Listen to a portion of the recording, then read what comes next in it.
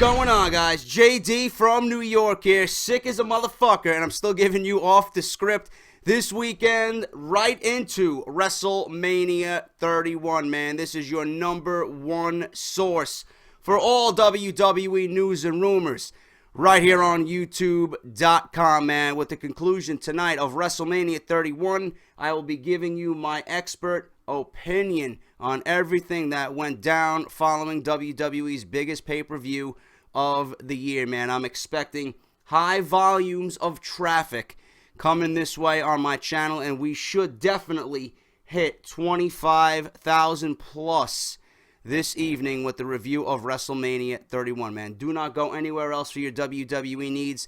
Keep it right here with JD. All right, thank you guys so much for joining me on this beautiful Sunday morning, man. It's WrestleMania Sunday. It's the Super Bowl for us wrestling fans, man. It's going to be very, very exciting, all right? If you guys are not subscribed to this channel, I don't know what you're waiting for, man. Hit that subscribe button like I always say every week. Every week. Number one source for all your WWE needs, plus 2K15 coverage right here on YouTube.com. If you guys are not following me on Twitter at JD from NY206, I'll be tweeting live during WrestleMania 31 tonight. You don't want to miss any of that fun stuff. If you guys want to follow me all across social media, Twitch, Instagram, Facebook, it's listed right there on the layout to give you guys a friendly reminder on the layout for Off the Script, all right? Thank you guys so much for getting WrestleCrate interested in JD. I really appreciate all you guys and your love and support. I am in contact with them. I will let you guys know what the status of all that is going to be very, very soon once we come to some type of agreement on what I'm going to be doing for them. I'm going to be hyping them up for a little bit, and hopefully with the monthly crates, I'll be getting you guys interested in their fine product, all right? So thank you guys so much for all that, all right? WrestleRumble.com. I don't want to forget about these guys, man. These guys hook me up. These guys take care of me every single time they do their events, man. WrestleRumble.com. If you guys want to put your knowledge to the test and win some fucking cash, it's going to be fun, man. Predicting the winners of WrestleMania. You're going to have a fun time. I'm going to be playing along. I want you guys to play along with me. Go to WrestleRumble.com and go fill out the survey there, and you'll be emailed questions. You got to answer those questions, and you're going to put your knowledge to the test, man. You're going to guess all the outcomes and the winners of tonight's WrestleMania 31, man. You got up until at least 7:30 tonight to get your answers and questions in. Email them back to the guys over at WrestleRumble.com, and you will be entered in the pool to win $500, man. It's going to be a first, second, and third place winner announced during Monday Night Raw on Monday night, man. So go check those guys out, WrestleRumble.com. Play along with me. I'll be doing it, and those guys are over there. They're doing a fine job, man. I love those guys over there, and I'm going to be doing it as long as you guys are doing it, man. So go check those guys out. Show them some support, all right? Now, I got news, man. As always, I wanted to get all that shit out of the way because a lot of big things are happening.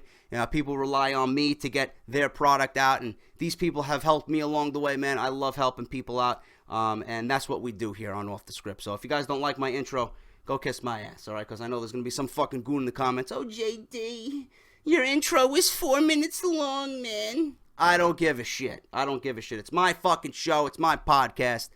I do what I want, man. It's WrestleMania. Let's get excited. Anyway, guys, let's get on with the news. On Saturday, March 21st, this was the night I was going to Beer Fest, man. I wish I could rewind that day because I had a fabulous time.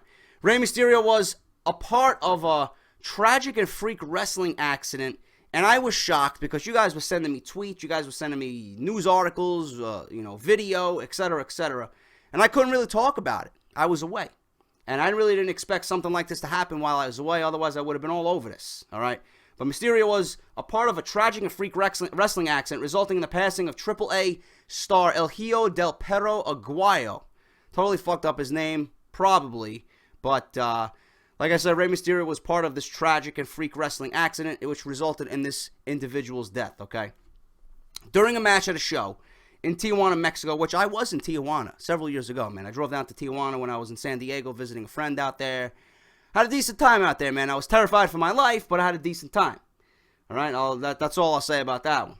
Mysterio was involved in a tag team match against Perro, and towards the end of the match, Mysterio hit him with a drop kick, which set up his patented 619 finishing move. Mysterio's drop kick caught Perro in an unfortunate spot, resulting in 3 cracked vertebrae. According to ABC News, the cracked vertebrae was Aguayo's cause of death, with him being unable to be revived upon entrance into a nearby hospital after the incident. Mysterio, who has been expressing his deepest thoughts and prayers for Aguayo Jr., is said to be considering retirement, according to multiple Spanish news outlets, including Televisa.com. All right.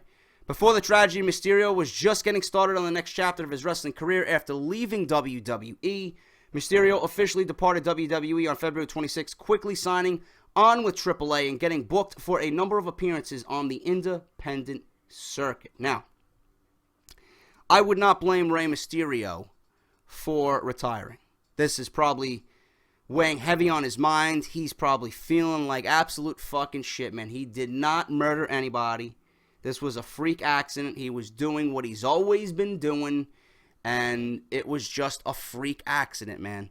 You know, Rey Mysterio, his moveset and his flow in the ring has been the same for years. So for something like this to happen, obviously it was an accident. He did not mean to do anything. He was not doing it with malicious intent. We don't really know the whole story behind it. Maybe this guy was set up wrong on the ropes when he was doing the 619. I don't know. I would not blame Rey Mysterio for retiring at this point. I heard and read that he's receiving death threats. But if he does want to retire, he should go out on a high note and dedicate his last match to this fallen wrestler, Perro Aguayo, and he should, obviously have all the proceeds go to supporting his family and whatnot if he feels that sorry, man. But this is a terrible story.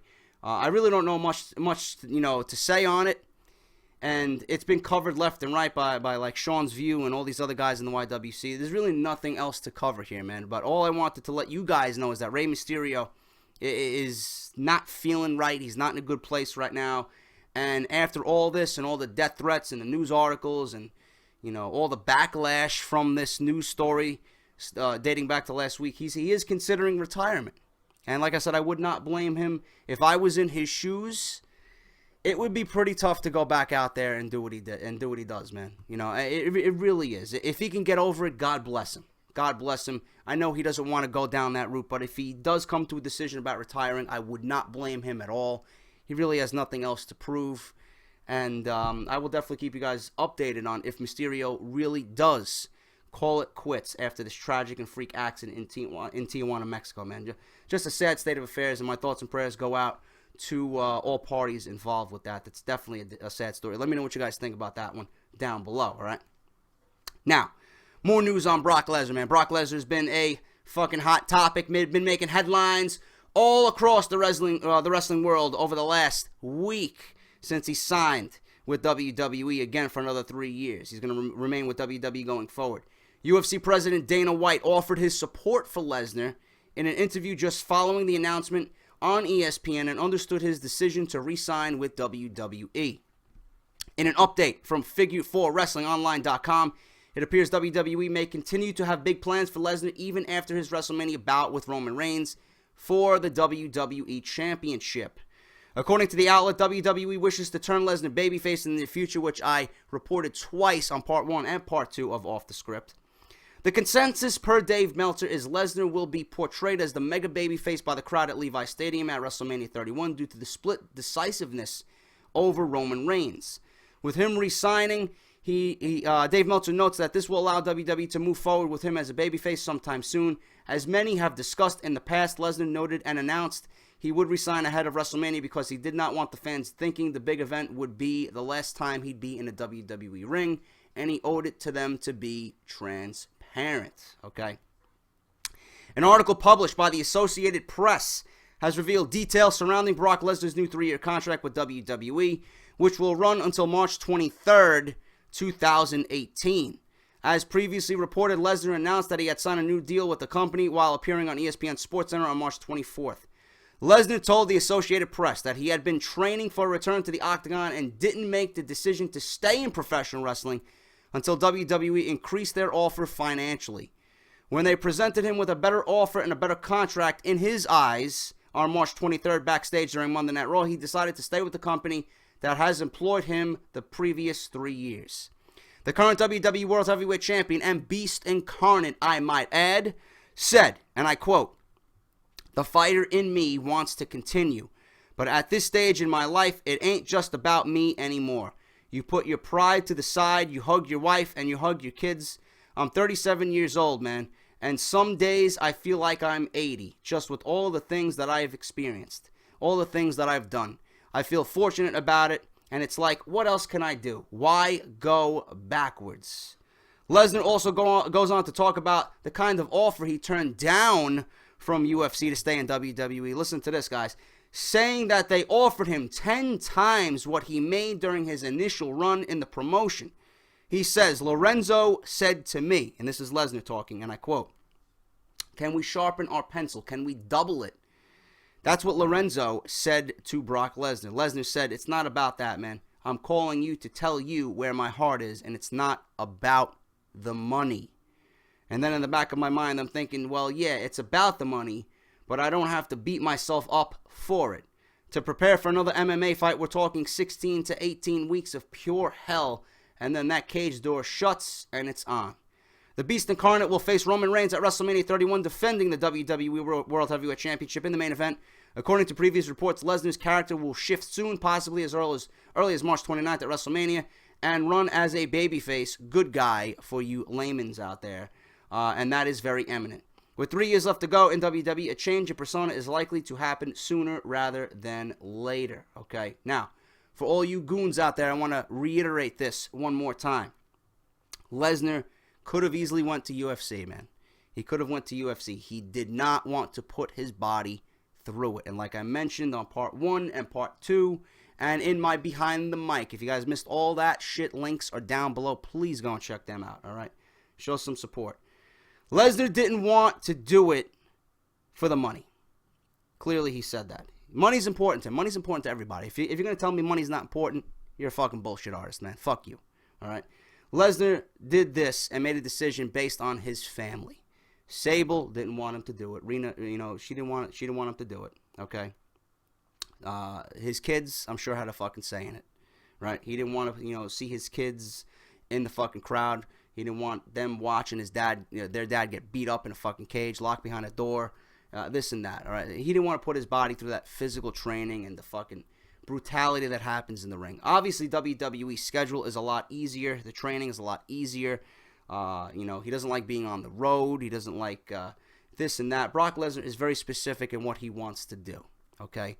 And Brock Lesnar, listen, if you mean to tell me that Brock Lesnar isn't in the best shape of his life, just watch that Royal Rumble match with Seth Rollins and John Cena, man. He is absolutely on top of his fucking game.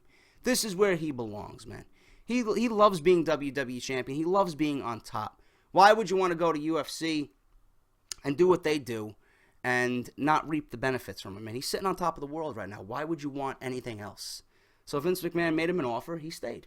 I commend him for that, man. We appreciate it. We as WWE fans appreciate that. The fans watching the product appreciate that. His wife appreciates it. His kids appreciate it. Vince McMahon appreciates it. Vince McMahon did a good job in keeping the one guy, the one notable guy, man, a superstar. Brock Lesnar is a superstar, and you don't come across superstars all that often. And WWE has him for another 3 years, and I commend them on that. And I'm fucking excited that he's staying with the WWE, all right? Now, a lot of people tend to say, and I've read a few articles, saying that this move is bad for WWE because if Brock Lesnar is going to remain champion, what do the other guys, the younger guys, have to fight for, man? This is why the WWE is building up the Intercontinental title with Daniel Bryan and the U.S. title with John Cena. They're giving those younger guys and those up-and-coming guys, the Intercontinental title and the U.S. title to fight for. When the WWE title comes back around, man, it's going to be a special attraction. Not everyone is in line for a WWE Championship match, man. WWE, you got to sit down and think about it logically. They're headed into WrestleMania 32, okay? So by default, the following year, this entire year is going to be null and void for your Zigglers and your Ambroses and your Wyatts and your Bad News Barretts and this one and that one and everybody else who you guys think should be at the top of the card that is not. and I'm giving to you and giving it to you straight, okay? I love a Ziggler. Listen, I love Dolph Ziggler just like the next guy. I love Ambrose just like the next guy. I love Bray Wyatt just like the next guy. I love Daniel Bryan just like the next guy.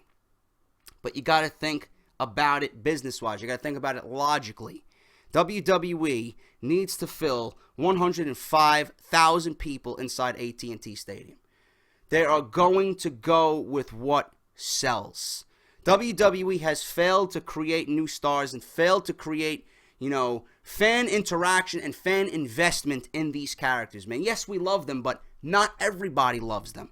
Not everybody knows who a Bray Wyatt is, man. Everyone knows who a Rock is. Everyone knows who a Steve Austin is. Everyone knows who a Sting, an Undertaker, a Shawn Michaels, a Goldberg, etc., etc., a Hogan. Everybody knows who they are. WWE is going to go with what sells and what works for WrestleMania 32 because realistically, if WWE plays their cards right, they could have the greatest event of all time. They can have the biggest attendance record ever for the company. And WrestleMania 32 could be legitimately the greatest WrestleMania of all time if WWE plays their cards right. So that's what they're aiming towards right now. So sorry to tell you guys, all the Zigglers and the Wyatts and the Ambroses, they're going to have to wait another year, man. That's just the way it is. And that's what WWE is going for right now. And that's the truth. So let me know what you guys think about that. If you agree with me, disagree with me, I'm giving it to you straight. So that's the way it is, man. Listen, if I was booking WWE, Ziggler would be on top of the card. Wyatt would be on top of the card. But Lesnar resigned, and with Lesnar resigning, WWE is going to get The Rock to come back, Steve Austin. They're going to make this the biggest event of all time, man. Trust me. And if they don't, I don't know. But WWE certainly needs to fill 105,000 people in that stadium, and they're not going to do it by fucking showcasing Ziggler versus Wyatt at WrestleMania. They're gonna do it by putting Brock and Rock in the same ring. They're gonna do it by putting Sting and the Undertaker in the same ring. Those are the guys people want to see right now, man, especially for WrestleMania 32. The latest edition of the Wrestling Observer radio show with Dave Meltzer and Brian Alvarez suggests that there is some type of backstage heat on AJ Lee due to the amount of time off that she's been taking from in-ring competition over the last year. As previously seen, Lee took time off immediately following WrestleMania 30, returned in June 2014, only to leave again for 3 months following TLC in December of 2014. As noted in the spoilers of the March 26th edition of SmackDown, WWE recorded a segment featuring Lee, Paige, and the Bellas following the March 23rd edition of Monday Night Raw. According to fan reports from the arena, the segment was really good between the Divas and gives the WWE Universe possibly the best verbal exchange between females on the main roster in quite some time. I did not watch it. If you guys watched it, let me know how it came off. I didn't watch SmackDown this week. I unfortunately missed it, okay? During the segment, WWE Divas Champion Nikki Bella reportedly took a shot at Lee for being gone so much over the last year. She told Lee that the WWE World Heavyweight Champion Brock Lesnar has defended his title more times than Lee did when she was the Divas Champion. While this statistic isn't true, it was a knock at Lee's time spent away from the ring. Many, including Meltzer, are wondering whether Nikki was scripted to say her comments about Lee's time away, or if she was merely off the book, or off the script, I should say, and said what she wanted to. Meltzer claims that if the slight makes it to the air on March 26th, then it was likely written for her to say. If not, it may get cut from the segment altogether. Like I said, let me know what you guys think down below. Did that exactly happen? How did the segment take place? If you guys watch SmackDown, please let me know because I did not see it, like I said. But I do expect Lee, Paige versus the Bellas to get nice time at WrestleMania, and I'm certainly interested to see what all four women have to offer at WrestleMania. Could be the first time in several years at WrestleMania that the Divas match is no longer a bathroom break, man. So that's going to be interesting to see, all right? Now, reports from the Wrestling Observer radio show, as well as other WWE sources, have provided a backstage word on Lana appearing with Rusev at WrestleMania 31 on March 29th. As previously reported, Lana has been off TV for almost 3 weeks now as she's been filming WWE Studios' new film Interrogation with Hall of Famer Edge.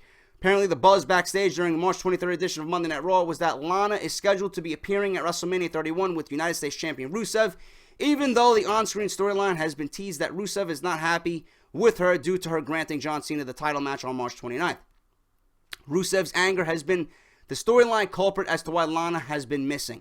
On WWE TV, however, Lana is still featured in the WrestleMania 31 graphics with Rusev, for the United States Championship against John Cena. While this isn't proof that Lana will be appearing at WrestleMania, especially since the official graphics for the card on WWE.com do not feature her, word backstage is that she will be returning and she will be featured as a part of Rusev's grand debut entrance, which would possibly be a slew of Russian soldiers and a banner of his face, much like Ivan Drago during his ring entrance in Rocky. So that should be interesting to see.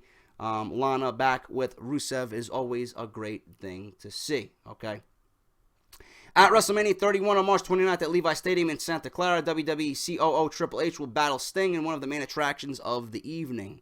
We all know that, all right? In related news, World Wrestling Entertainment and NBC Universal have come together to form a stronger, tighter marketing partnership. Per Variety.com, NBC Universal and WWE are tag teaming in a sense to get a tighter hold on advertising dollars. WWE programming like Raw and SmackDown have run on NBC Universal's USA for about a decade and on Sci-Fi for a little bit under 5 years. Yet, during that time, NBC Universal supervised the sales of TV advertising around the two properties while WWE handled a lot of the digital and social marketing, as well as the task of linking marketers to events and its popular wrestlers like John Cena or Brock Lesnar. More often than not, executives said those efforts took place separately. In 2015, the two promised to take on all corners with a broader marketing plan. It's really a significant strategic shift in how we are going to market, says Michelle Wilson, WWE's Chief Marketing and Revenue Officer. During an interview held in WWE headquarters in Stamford, Connecticut, the two companies renewed a TV deal in 2014 that keeps Raw, SmackDown, and the reality series Total Divas on NBC Universal outlets in exchange for about $200 million in annual licensing fees for the next several years. One of the first marketing plans comes with Viacom Paramount to help promote the upcoming Terminator Genesis film starring Arnold Schwarzenegger. The report notes that at WrestleMania 31, Triple H will have a grand entrance using imagery from the movie, and video outtakes from WrestleMania will be released digitally and socially in service of promoting the release. Triple H will induct Schwarzenegger into the WWE Hall of Fame one night prior to the big event. What I'm trying to get at is that Triple H is going to have a grand entrance, Terminator style, man, and it's going to be fucking awesome. So look forward to that. Rusev, Sting, and Triple H rumored to have grand entrances at WrestleMania on top of The Undertaker doing his usual entrance at WrestleMania 31, all right?